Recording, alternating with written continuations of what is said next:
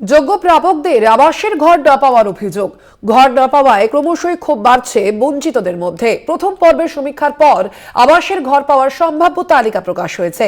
দক্ষিণ 24 পরগনার নামখানার 2420 জনের তালিকা প্রকাশ করা হয়েছে এবং সেই তালিকা নিয়েই ক্ষোভ প্রকাশ করছেন বঞ্চিতরা। তাদের যে বক্তব্য, তাদের যে অভিযোগ যে আবাসের এই ঘর যারা যোগ্য তারাই পাচ্ছেন না, এমনটাই অভিযোগ সামনে এসেছে। ঘর না পাওয়ায় ক্রমশই ক্ষোভ বাড়ছে বঞ্চিতদের মধ্যে। প্রথম পর্বের সমীক্ষার পর আবাসের ঘর পাওয়ার সম্ভাব্য তালিকা প্রকাশ এবং তার পরে এই অভিযোগ উঠছে।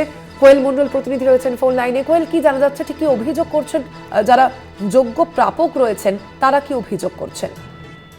মূলত স্বর্ণালী, অভিযোগ ইতিমধ্যেই যে আবাসের ঘর পাওয়ার ক্ষেত্রে সম্ভাব্য যোগ্য তালিকা প্রথম দফা সমীক্ষার পর প্রকাশ হয়েছে। সেই তালিকায় একাধিক বেনিয়মের অভিযোগ তুলছে বঞ্চিত যোগ্য প্রাপকরা। তাদের যেমনটা অভিযোগ যে যাদের নাম যোগ্য হিসেবে বিবেচিত হয়েছে তাদের বেশিরভাগ জনেরই অলরেডি ছাদ দেওয়া পাকা বাড়ি রয়েছে। কেবলমাত্র শাসক ঘনিষ্ঠ হওয়ার সুবাদে পাকা ঘর থাকা সত্ত্বেও তারা আবাস তালিকায় নিজেদের জায়গা করে নিতে পেরেছে। অন্যদিকে যাদের কাঁচা বাড়ি, দুর্বল বাড়ি, একেবারে নদী তীরবর্তী এলাকায় বাড়ি যারা পাওয়ার যোগ্য, তারা কেবলমাত্র বিরোধী দলের সমর্থক হওয়ার কারণে উদ্দেশ্য প্রণোদিতভাবে তাদের নাম কিন্তু তালিকা থেকে বাদ দেওয়া হয়েছে। এই অভিযোগ ঘিরে একেবারেই নামখানা ব্লকের দিকে দিকে ক্ষোভ প্রকাশ করছে যোগ্য যে বঞ্চিত প্রাপকরা।